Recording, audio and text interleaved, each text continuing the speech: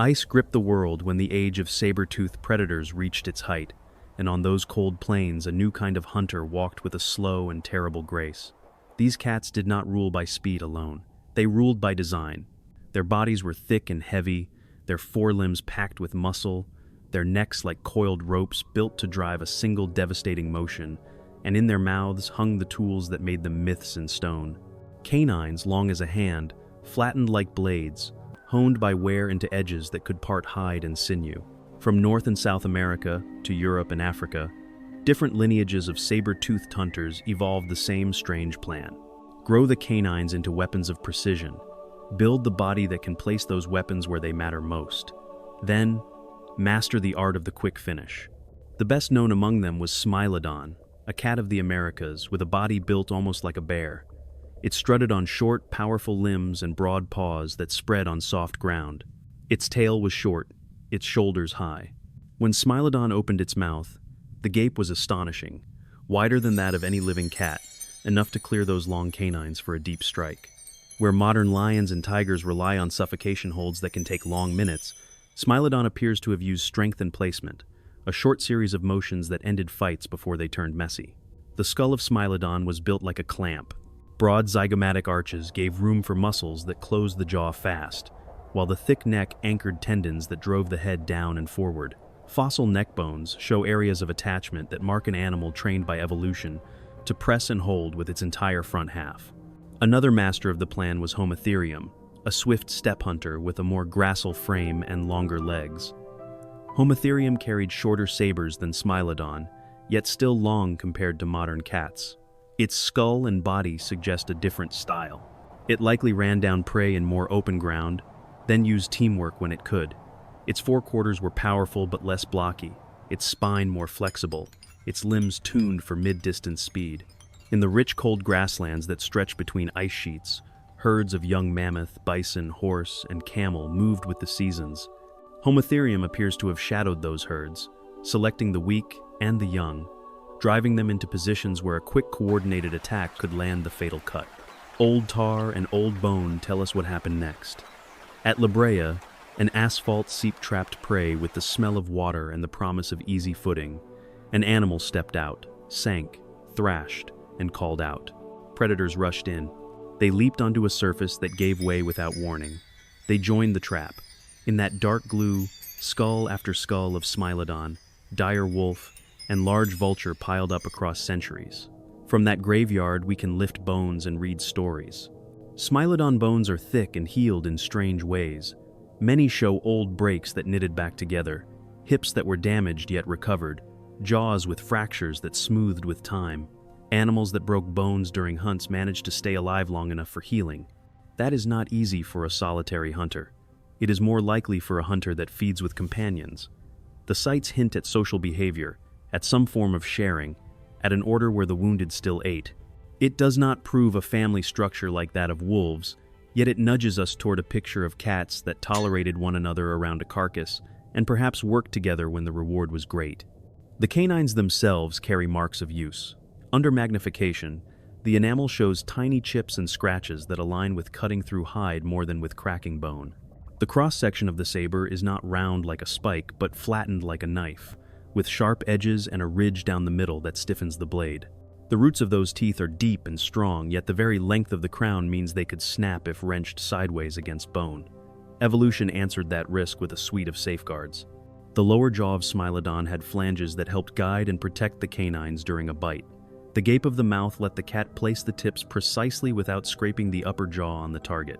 The forelimbs and paws were built to grapple and hold, to pin a victim so that the head could deliver a clean downward strike into soft places at the throat or the chest. The whole animal was a machine designed to avoid catastrophic shear. Hold the target, open wide. Drive the blade through skin and into blood vessels. End the fight before the prey could throw the head or twist the neck. This plan shaped the hunt from the first sighting to the last breath.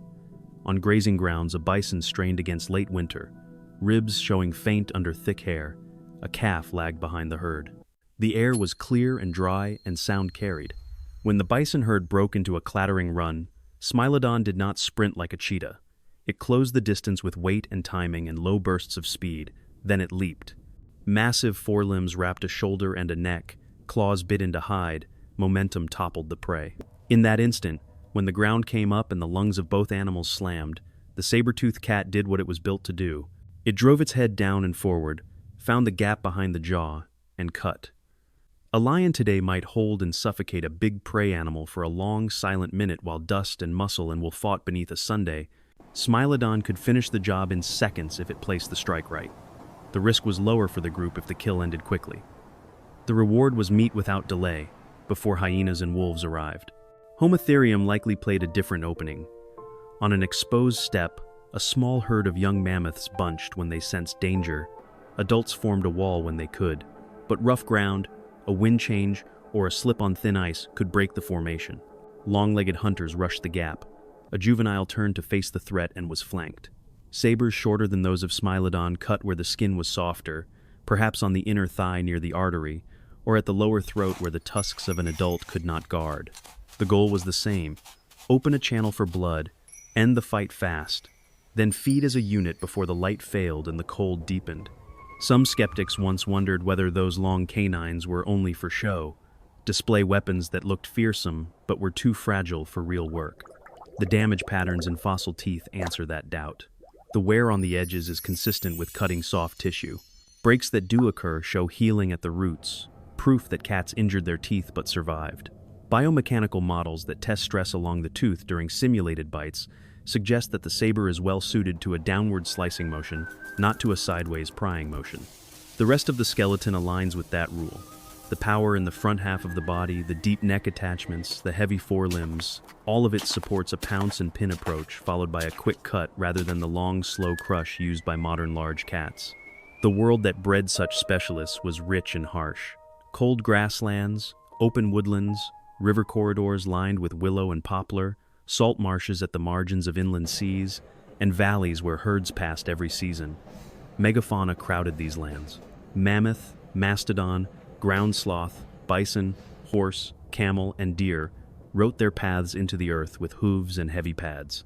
Where prey is large and powerful, selection favors hunters that can end fights cleanly, for the cost of a mistake is broken bone and death from hunger. Saber-toothed cats were the answer to that pressure across different continents and lineages. In South America, relatives like Smilodon populator grew even larger than their northern kin and hunted giant ground sloths and camel-like ungulates. In Europe and Asia, Homotherium and related forms patrolled coasts and steppes, leaving teeth and bones in caves where hyenas also left their marks. There are sites where cut-marked bones mix with chewed bones. The record speaks of crowded food webs and rivalries that turned the dusk hours tense. Pack behavior is a hard thing to prove from stone, yet the injuries that healed say much. At Brea, there are Smilodon pelvises with holes and fractures that would have made hunting nearly impossible for weeks. There are spinal injuries that stopped a tail from moving. There are heavy infections that did not kill the animal at once. The simple way to live through such damage is to eat while others do the hard work. That implies tolerance around food. The skulls of Smilodon also show reduced canines behind the sabers when compared to living big cats, which hints that they were less suited to prolonged fights with other predators. They avoided damage by ending hunts fast and by feeding as a unit. Dire wolves crowd those same tar pit layers, evidence that the competition was intense and that numbers mattered. When the asphalt grabbed one animal, others ran in. The trap is bias, a magnet for social carnivores, but even that bias is a clue. Social hunters gather where the scream of a trapped prey animal promises easy meat. Solitary hunters are less likely to risk the chaos. The end of the saber-toothed reign did not come with one blow. It came like a fever that burns low at first and then spikes. Climate warmed and cooled with wild swings near the close of the Ice Age. Glaciers stalled and melted. Seas climbed back over the low shelves that had once been wide pathways. Grasslands shifted, forests advanced, and water patterns changed.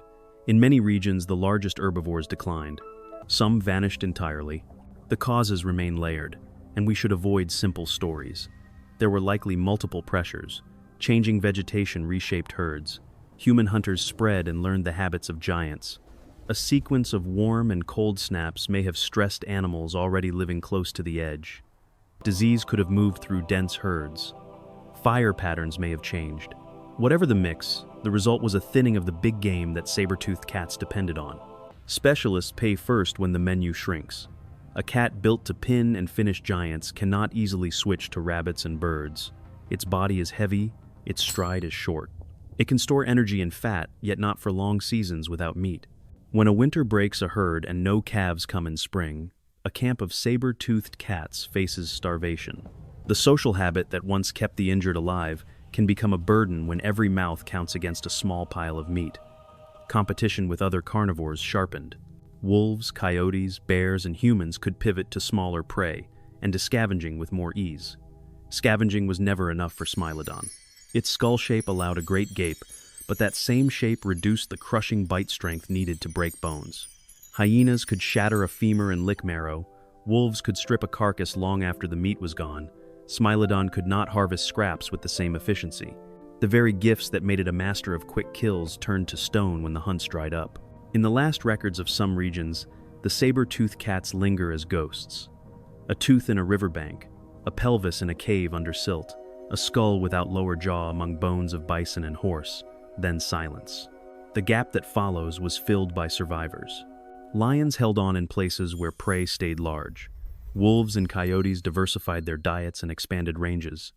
Bears learned to flex between meat and plants as seasons changed. Humans spread across continents with tools and fire and plans that worked across climates. The Ice Age ended not with a bang but with a drawdown, a change in the arithmetic of food and time that favored flexible generalists over magnificent specialists. And yet the saber-toothed plan had worked for millions of years. Different lineages discovered it again and again. That is a vote of confidence from evolution. The plan was not a mistake. It was a brilliant answer to a world full of large, dangerous prey.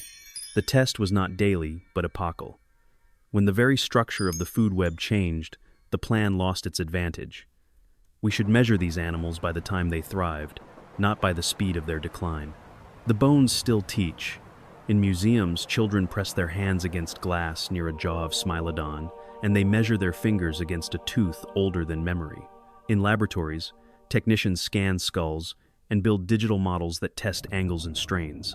In tar pit labs, volunteers pick tiny bones from buckets of asphalt soup and line them up in drawers, each labeled with layer and grid. Cuts on ribs line up with the reach of a saber. Claw marks on vertebrae match the rake of powerful forelimbs. Tools of the present reveal the violence and the finesse of the past. Every healed break whispers about companionship and shared meals. Every tooth chip tells of work done at the line where hide meets vein. We can stand now on an open plain under a cold sky and try to see what those hunters saw. A herd stretches to the horizon. The wind carries scent. The ground trembles with hooves. The saber-toothed cat survives by making a conversion. Motion to fall. Fall to stillness. Stillness to quiet. It does this with a body that is all front. A grappling engine that turns a sprint into a throw into a pin into a cut. That story is written in the geometry of bone and tooth. It does not need words to persuade. It only needs the hard facts of leverage, edge, and blood. Why does this matter beyond awe? Because the past is a library of strategies. Some strategies win for a season, some for an eon. The saber-toothed plan reminds us that specialization can be glorious and that it carries a cost when the world lurches. It also reminds us that social behavior can arise where we least expect it, not out of love, but out of arithmetic. Feed the injured and the group keeps more experience alive. Share when there is plenty so that others will share when the hunt fails. These are teachings carved in tar and bone. Across all these discoveries, one truth stands out. Power alone does not guarantee endurance. Good design is a match between a body and a world, and the world changes. For a long, bright chapter, saber-toothed predators were the exact answer to the question that the Ice Age asked. How do you eat without dying when all the food can kill you? You build a front half that can hold a bull to the ground. You sharpen your canines into knives that part the biggest vessels. You learn to work with your own kind when the risk of a bad tackle is a broken hip. You make the end swift. You keep the wounded alive. You thrive as long as the great herds thunder. When the thunder faded, they faded too. But their bones keep speaking. They tell of hunts finished in a breath. They tell of necks that drove like hammers and jaws that opened like doors. They tell of nights around carcasses while ravens barked and wolves circled, of mornings when frost steamed from a fresh kill and the work began again. They tell us that life builds wonders for the worlds it finds. and that wonder can pass and leave only a tooth in clay and a lesson in our minds.